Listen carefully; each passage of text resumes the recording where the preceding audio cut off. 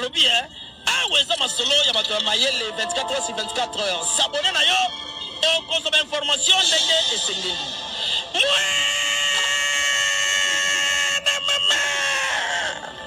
ya biso na bino 24 heures ya information ya culture na biso kaka awa na micro libre epai ya Jemima Ibele.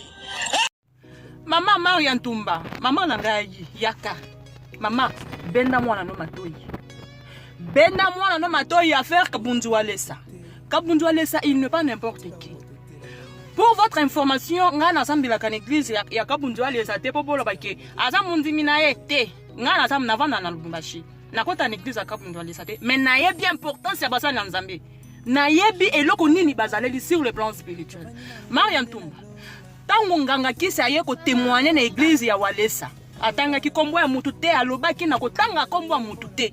Mais comment ozozwa courage, ozozwa audace ya koya ko lobake. Pasteur Walesa azoluka guerre contre yo. Yo zanani yo Maria Ntumba ocho bima. Mikolo kaka.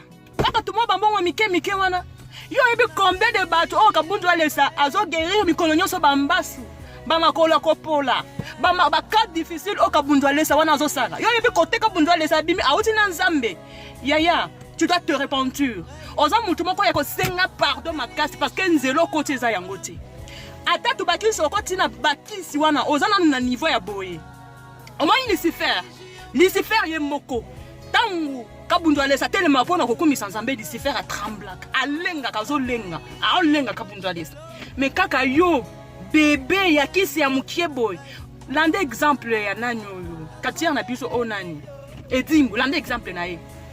Bato ya kisi ya tongo lelo akomi wapi. Kepa. Kabundu Walesa za lokola ba prophète Élisée. Otanga so tangi Bible oyeba makambo badeka prophète Élisée sala. Donc prophète Élisée za iso kiba sakane liye babana. Abele Nzambe banyema babimi na zamba balie bana wana. Kabundu Walesa za na balinye wana. Donc kaza mutu akosakane na te. Kabundu Walesa akosala ye ko luka yo Maria Ntumba. Tala ka munene Kabundu munene église ya Walesa wana. Ezotonda depuis quand la avant ta TikTok ebim. Maintenant aya ko luka yo pona bosala na ye ba buzz ya ke lokolo no eza na mbasu. Yo ebi combien de bambasu Kabundu Walesa bikisa? Combien de bambona bato maboma Kabundu Walesa bimisa abikisa? Ngana za na propre sœur na nga moko propre na Kinshasa wana. Abse publiaka pe mingi na TikTok. Abela kazaka na problème a mutu abela liboma.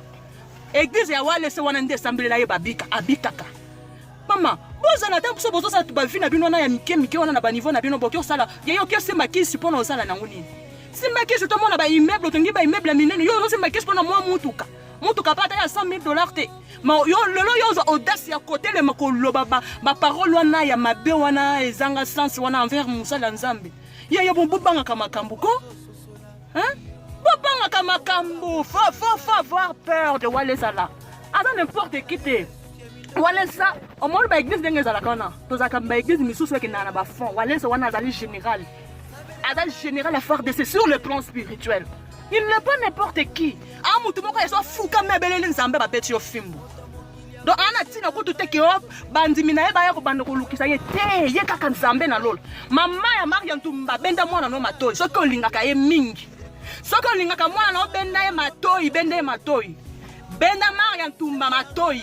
Yaya, sukaka pour mutu wana munganga wana atanga komba mutu te koma yo ezo swa yo oyo sala video pour le koloba makambo wana lukuta esengo ya nini? Ya chirurgie o basali yo wana to ya nini? Ya to ba mietu wana otiko osoma na lopangu te otongana nte yaya silama. Silama tika komo ya Walesa za mutu te awana mutu Nzambe. Walesa za mutu Nzambe. Banga makambo te ba jeune fille ya Kisasa. Ayaya, banga kama makambo banga yo.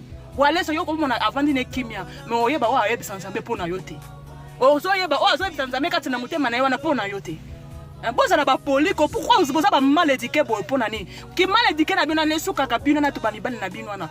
Bo simba ka ba grand homme te. Walesa za grand homme de Dieu. Hein?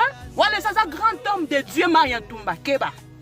Keba ezali nzela moko mabe o babenga commune rouge.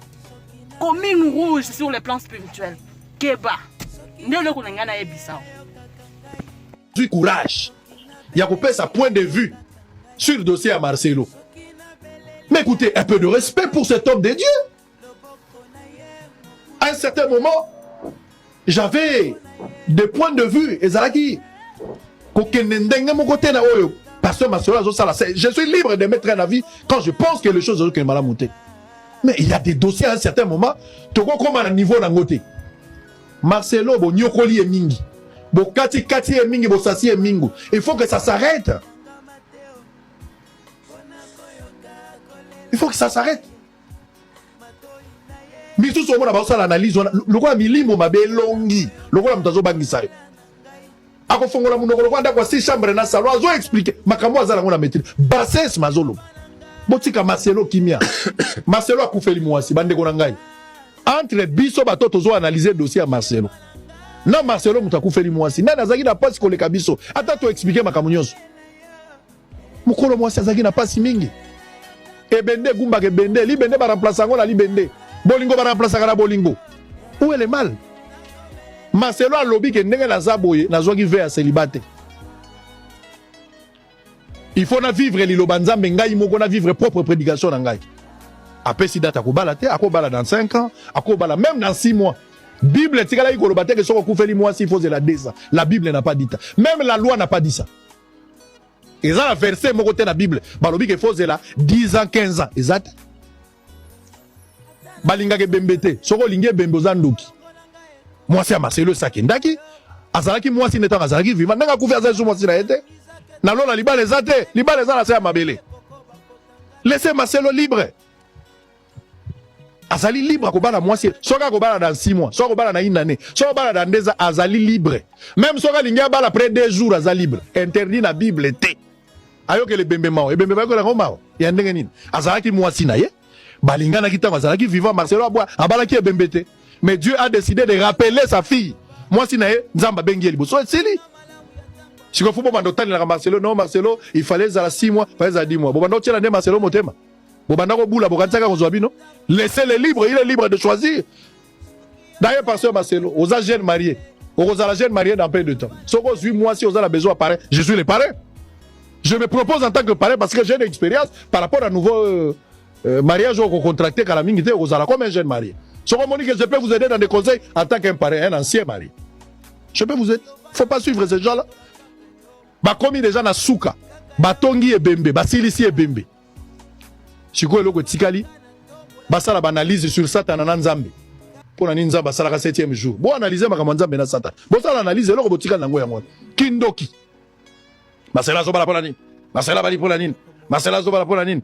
Biso mibali to zelakate so ezalaki moi sina bongo soki yo moi so zeli 10 ans ça fait quoi même si tu attendais 10 ans ça fait quoi? Il n'y a pas de rapport entre les morts et les vivants. Celui qui est parti okobala eri yo lingi soki Marcelo aza convaincu c'est un homme de Dieu azala ba conviction nzoto nyonso epelaka ndenge moko te ezala bato un coup une flamme ezala bato mususu il faut vraiment batia ba gaz ezwakata. Marcelo a moni qui a lingia bala, a besoin de conseil na bisoté. Il a son église, il est responsable. C'est un homme de Dieu, il a prié, il est convaincu. Il sait ce qu'il est en train de faire. Vous voulez analyser sur tout. Si beaucoup analyser sur le Satan, beaucoup analyser conflit en Nzambe na Satan. Bon ça la analyse, il a conflit en Nzambe na Satan. Marcelo tout ça. Yo jour ba de vierge ko tout na point de vue à Marcelo. Jour au kenda ko sala partout zo informer Marcelo. Est-ce que vous savez que nous sommes tombés sur un sujet burundais? Il y a un sauvé Mbokao, une catastrophe.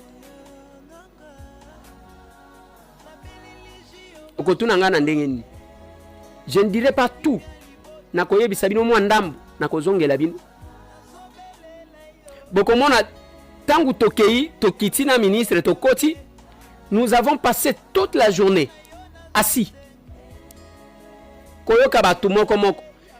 Combien de Congolais va connaître la vérité de ce qui s'est passé? Moi j'ai dit au ministre que moi j'étais au courant. Il y en a qui au courant. Et on a le 27 que les 30 et rataki les 30 yango omoni ba yeko salango le premier. C'est quelque chose qu'on a commencé à organiser depuis le mois de mai. Malembe. Tango ozotuna ba congolais nini elekaki kuna oh toyokaki kaka courant ekei 17h oh, voilà ezongi na 20h esili tobandi koyoka masasi ezobeta. Est-ce que avant cela bino boyokaki ata makambo moko awa te moto akondimaza te? Alors que moi j'étais en prison. Nalobi na monsieur le ministre, nalobi monsieur le ministre, parce que Sabino, moi j'ai été dans cette prison. Place ordre les alakalokola awa ezate. Les gens sont informés. Vous devez poser la question à l'administration. Denge tozolo baboy. Le directeur de la prison est injoignable. Azomona nate. Tiboy ba wuti ko suspendre ye. Ye moko azomona nate ba komi ko luka ya ko luka. Muto ayebi place azali azate. Ba komi ko luka. Ba musu balobaki azobela. Mais il est introuvable. Son téléphone ne passe pas. Barelate biso ba makambu. Nakoloba mwa nambu. Misusu nakoloba te parce que l'enquête est en cours. La personne qui s'ouvre à nous, c'est un Burundais. Un militaire burundais, bakanga, ou abatu batindaka. Alors, papa, ngana linga qui jamais kondima ki makambu ane comme. Parce que j'étais associé. Tozaki na quelques Congolais. Bazuna quelques Rwandais bazana ba prison. Ayebi sibiso na nzela, o bambongo ezalaki koya. Alobi, tangu balobi, abandika koloba batu bazo bate mutu na yesala kate. Nalobi, il faut toka mutu oyo mutu esala kate. Abandiko confronter na batu. Mutu lingalo alobi makambu wana ngana loba na binote. Le plan était d'attaquer 3 prisons à la fois. Le même jour, au même moment. Ba attaquer Ndolo, ba attaquer Makala, ba attaquer Angenga. 3 prisons. Et na kati wana, d'abord, tangu ba lancer opération na bango, pona ko sala. On apprend des choses, bande konangai. Une complicité à Congolais. Nana mona bato a modèle wana te. C'est un étranger qui vous dit que je ne pouvais pas accepter que bato ba kufa modèle wana. Tous ces gens qui font des déclarations, nous condamnons, nous condamnons, nous condamnons. Est-ce que vous pouvez vous approcher pour comprendre d'abord makambo ezakuna? Approchez-vous. La prison centrale de Makala les aka pembeni awo. Et le mal avec les gens, nous savons. Il y a les gens qui ne vivent que de ça. Donc, Batou, les gens, ceux qui ont fait déclaration, à kokende potote, bakoyambayete pour kazomambong. Au Vandi, tu ne t'approches même pas de la prison pour Nakoyok. Yowan, nous condamnons, nous faisons ceci. Mais approchez-vous, messieurs. Allez échanger avec les gens. Makambu ya makasi bande konangai. Donc, prison Zawana, Batoubaye, ceux qui sont allés violer les femmes, Bakeko violer, ils sont entrés là-bas, Kobanda, 2h du matin. Baye Kobimana pavillon ya Basiwana, 6h moins. Calme. Et je posais la question plusieurs fois. Nalobi, et Salema Kindengenin. Oh voilà, Tango Bayaki, Babuka qui porte, Nalobi porte Nin. Parce que Bissoni Otozaka va prisonnier. Porte Nin. Et les côtés où il y a les politiciens au pavillon 8, les gens sont allés. Le Kuta Bongo Moutup. Aucun Yabatouana n'est entré au pavillon 8. L'unique pavillon qui a été épargné, Moutouako Tite, c'est pavillon 8. Moutouako Tikuna na pavillon 8. Bien au contraire, les André Bazo Zouakabasi na pavillon 9, na Bango, Bamemi Baou na pavillon 8. Faites, na faites.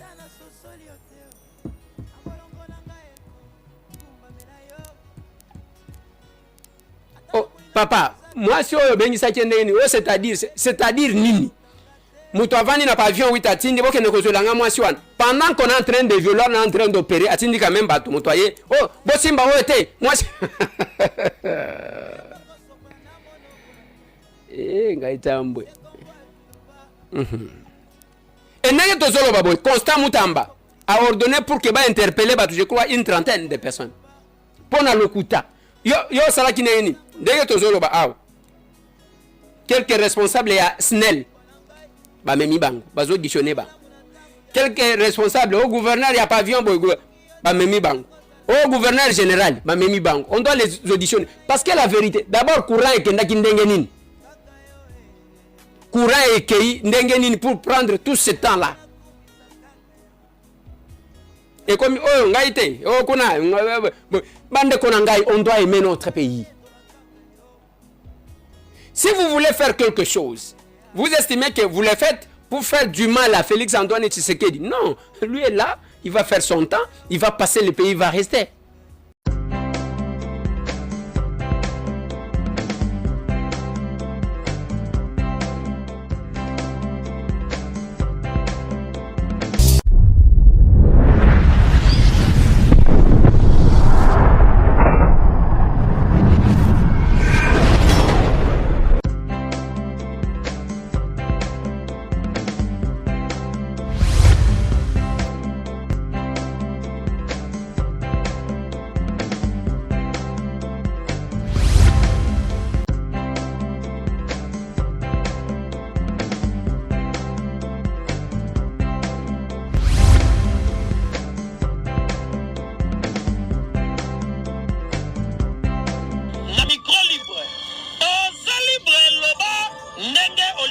Kofinga tepo Jemima Ibele alobi aweza masolo ya bato mayele 24 heures sur 24 heures. S'abonner na yo on consomme information ndenge esengeli.